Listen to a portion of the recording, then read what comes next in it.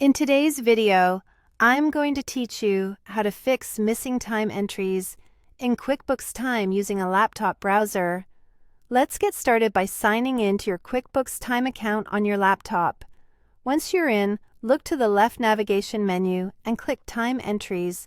This is the central place where you can see and manage all tracked time.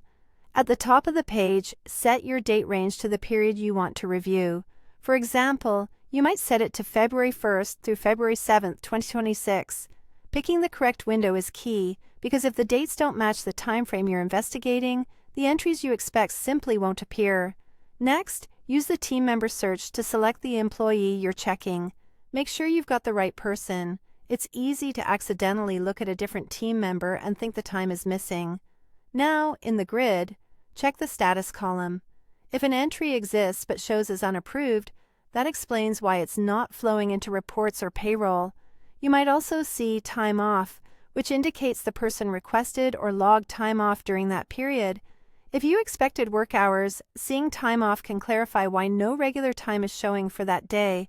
If the entry is there but not approved, head back to the left menu and click Approvals.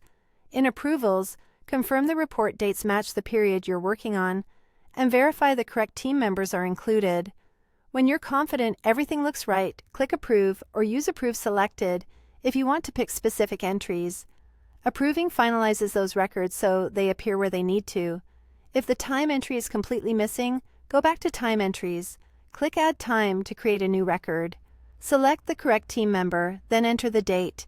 Add the hours or the start and end time, depending on how your account is set up. If your company tracks work by customer or project, choose the right customer or project so the time is allocated properly. When everything looks accurate, click Save. Taking a moment to double-check the date, hours, and assignment helps prevent having to edit it later. That's the full process.